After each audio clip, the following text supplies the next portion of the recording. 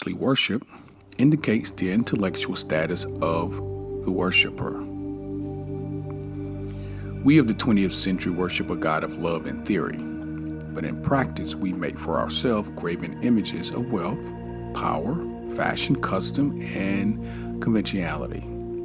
We fall down before them and we worship them. We concentrate on them and they are thereby externalized in our lives. The student who masters the contents of Part 17 will not mistake the symbols for the reality. He will be interested in causes rather than effects. He will concentrate on the realities of life and will then not be disappointed with the results. Welcome to Charles Snell, the Master Key System. We are in Part 17, Chapter 17, and we are going to go a little bit deeper into understanding the power of mind, understanding the power of thought, and empowering ourselves through our detailed visualization of our thoughts. So let's get started. We're told that man has dominion over all things. This dominion is established through mind. Thought is the activity which controls every principle beneath it. The highest principle, by reason of its superior essence and qualities, necessarily determines the circumstances, aspects, and relation of everything with which it comes into contact. Concentration is much misunderstood. There seems to be an extra effort or activity associated with it, when just the contrary is necessary. The greatness of an actor lies in the fact that he forgets himself in the portrayal of his character, becoming so identified with it that the audience is swayed by the realism of his performance. All knowledge is the result of concentration of this kind. It is thus the secrets of heaven and earth have been wrested. It is thus that the mind becomes a magnet and the desire to know draws the knowledge, irresistibly attracts it, makes it your own. So what I think about on those last two passages, there's a thought that comes to me from Neville Goddard when he is discussing living in the end and establishing for yourself in your mind, in your thoughts, in your quiet time, in your meditation, that you are in the existence that you desire, whether that be weight loss, a new home, a new relationship, a new location. You want to go from point A to point B. You have so controlled your mind and your thoughts that you have convinced, as Snell says here, that the audience is swayed by the realism of the performance. You are in your new home. You are in your new car. You are in your new body. All of these have already taken place. And so it seems as if it's already done because in your mind it actually is. So you become that character. So there's a lot of meat on that bone still, and I don't want to sway off too much because I want to concentrate here on chapter 17, but I think what I'll do is I'll come back and talk a little bit more in detail, just have a completely different discussion or lecture on that. The subconscious mind may be aroused and brought into action in any direction and made to serve us for any purpose by concentration. The practice of concentration requires the control of the physical, mental, and physical being. All modes of conscious, whether physical, mental, or physical, must be under control. Spiritual truth is therefore the controlling factor. It is this which will enable you to grow out of the limited attainment and reach a point where you will be able to translate modes of thought into character and consciousness. Concentration does not mean mere thinking of thoughts, but the transmutation of these thoughts into practical values. The average person has no conception of the meaning of concentration. There's always the cry to have, but never the cry to be.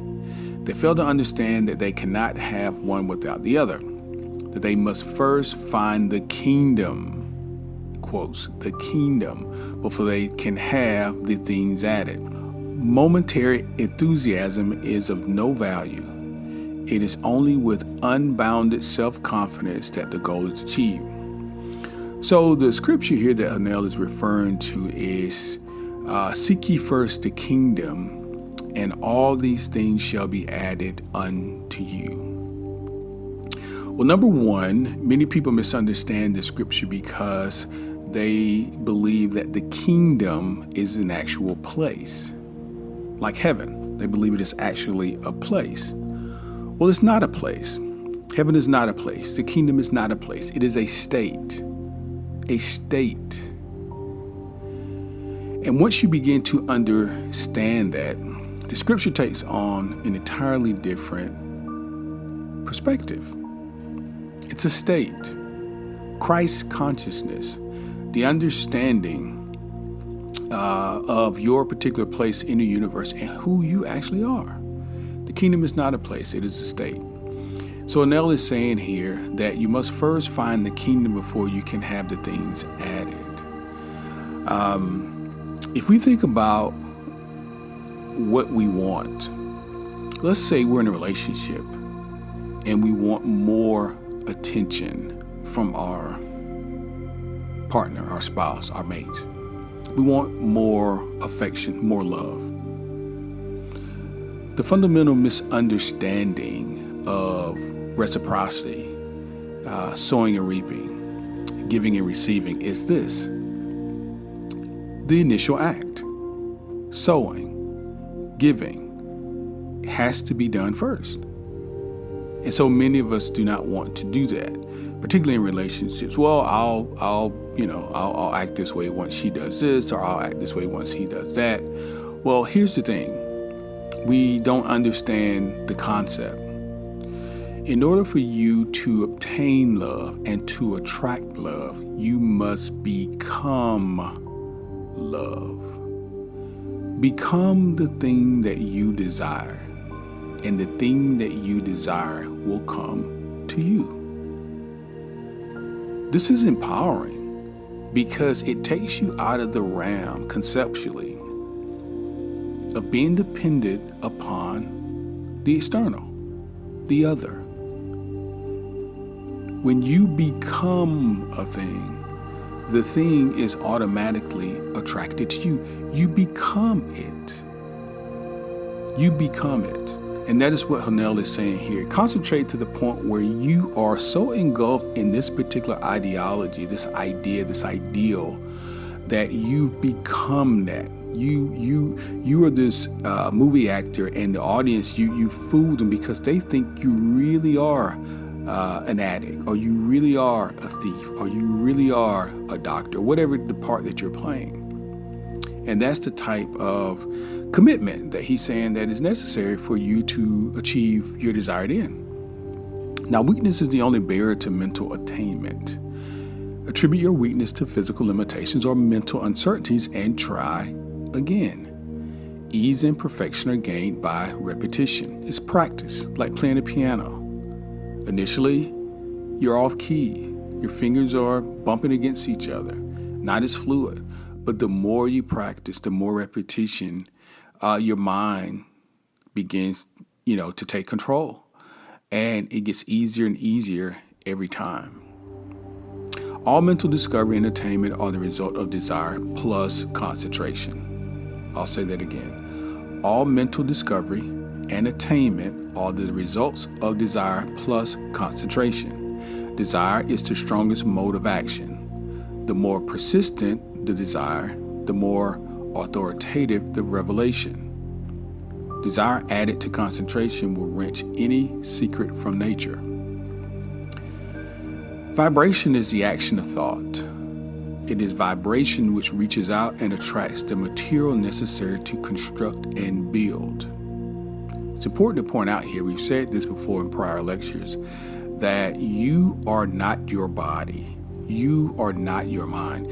You have a body and you have access to mind. What you are is actually energy. Many people think, my soul and my spirit is inside of my body. No. This is not the case. Your body, science has proven that far outside of the field of your flesh is energy. And your body is within that energy. So your body is what's inside of your spirit. Your body is what's inside of your soul.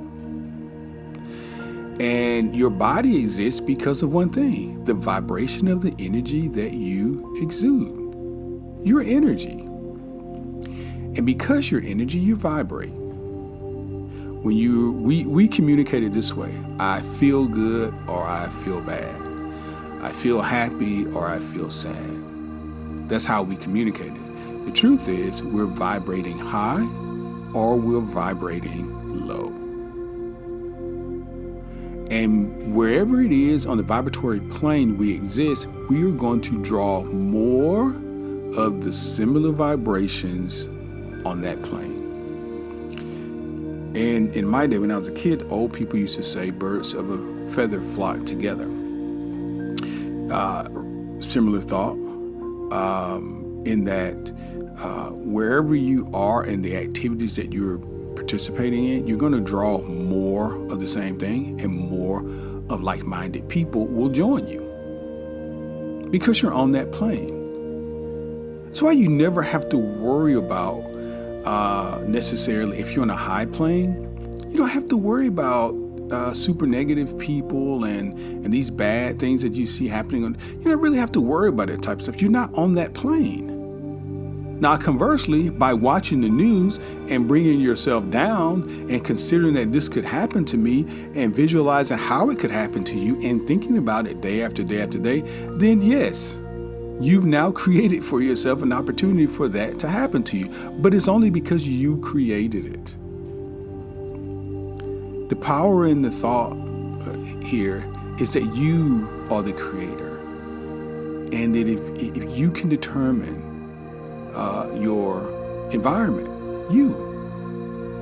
and your conscious mind will argue with that because you've never been told that, you don't understand how that's possible. But the truth of the matter is you are a creator. There's nothing mysterious concerning the power of thought. Concentration simply implies that the consciousness can be focalized to the point where it becomes identified with the object of its attention. You're on that plane, be it low or high. You're focused, you're concentrating on a particular thing. Whether you're conscious of it or not, many people live their lives very unconscious. So they're focused on particular things. They're afraid, like right now, they're afraid of, being ill, afraid of being sick. And that is their predominant thought day in and day out. So although they don't want to be sick, their predominant thought is of sickness. So what will they attract? Sickness. It's a biblical scripture, the story of Job, in the book of Job, when Job says, "The things that I have feared have now come upon me." Fear is on the opposite end of the spectrum as love. It is an equally powerful emotion.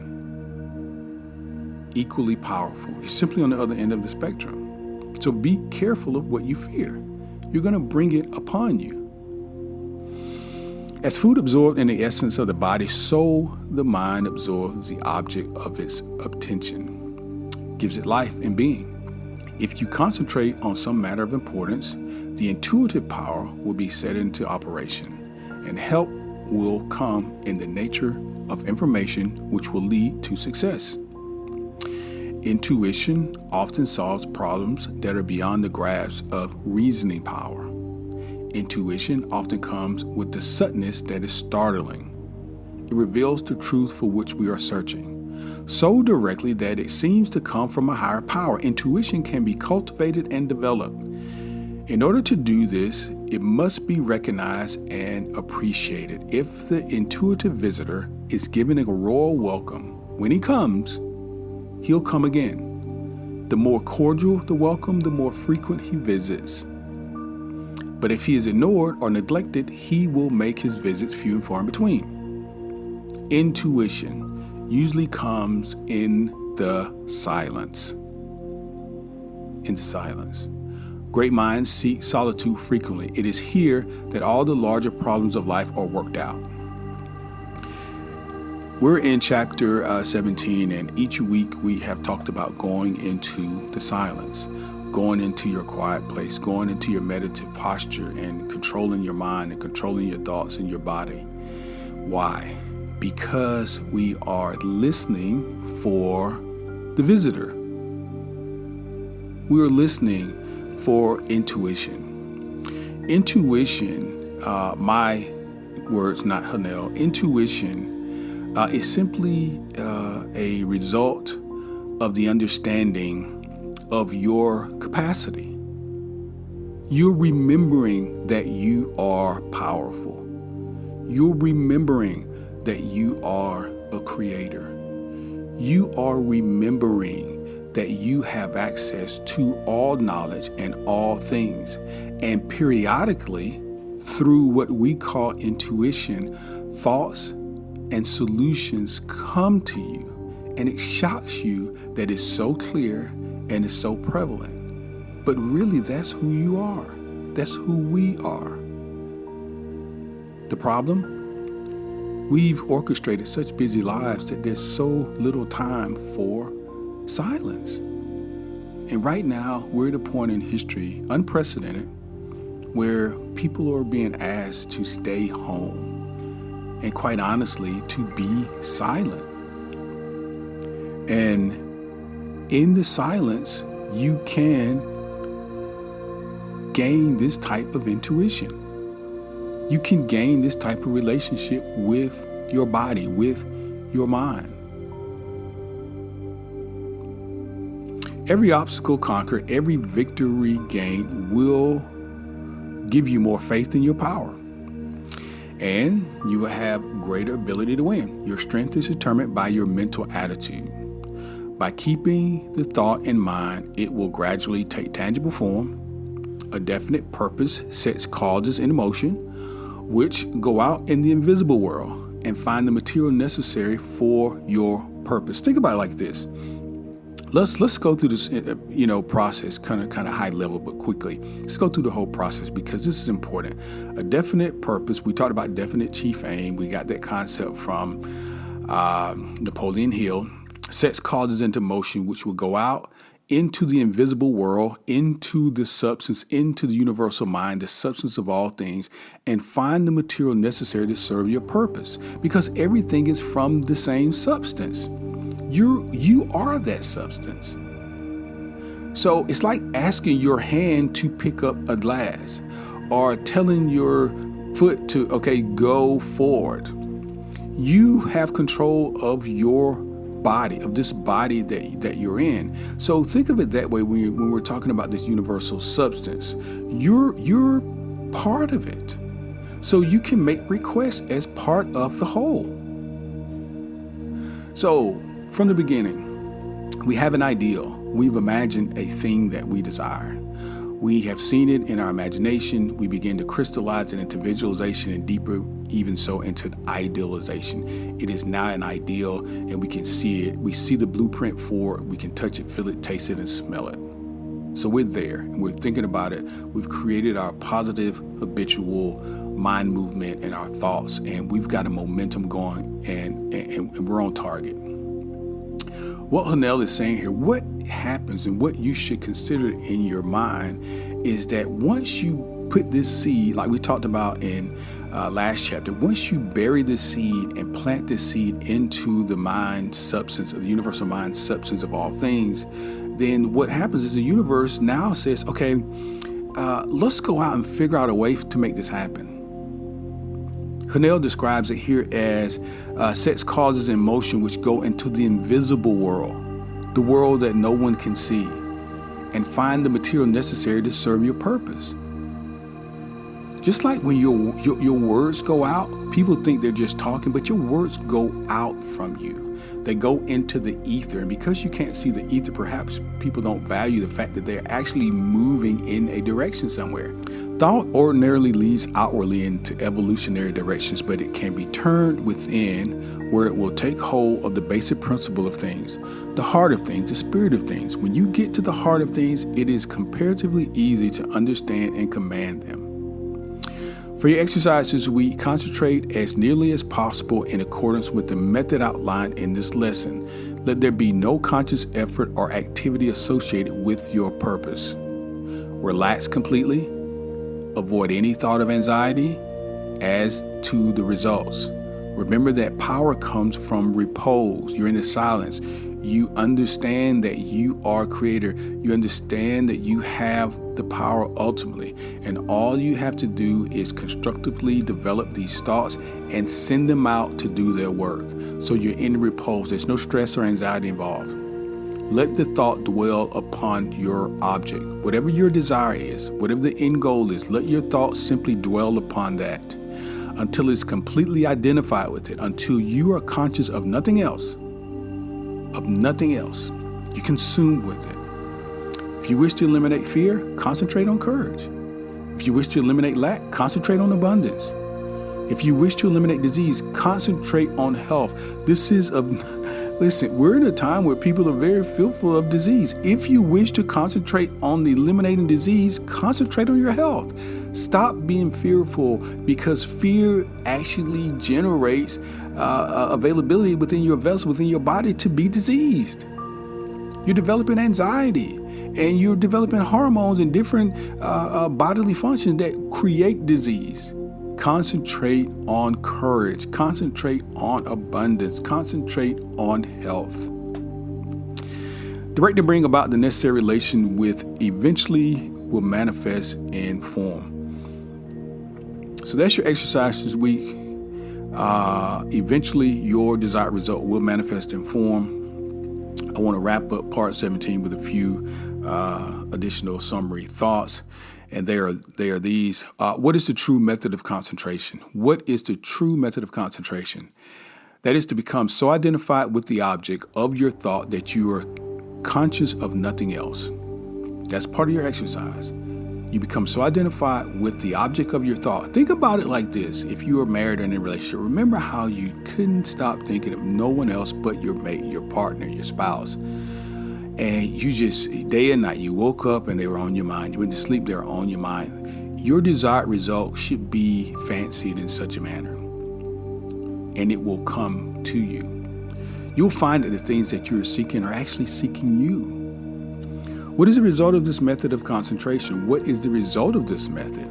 Invisible forces are set in motion which irresistibly bring about the conditions in correspondence with your thought. Invisible forces are set in motion. Consider yourself royalty. You are a creator.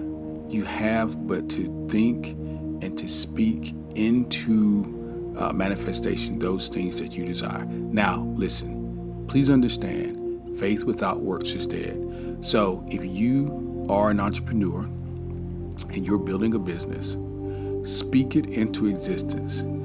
But please understand that you have to put a foot in front of the other in order to get to where you're going. So application is certainly necessary. We're going to talk that part of it. But the initial stage has to be a concrete and constructive mind pattern. And that is, you must see your desired end result in place. Okay? I hope you've gotten a lot out of this today. Thank you for joining me as you do each week, and please continue to join. We've got about 7 more chapters to go. I'm super excited about it. Please check the description below. I do believe we've got some links and some downloads and different goodies for you there.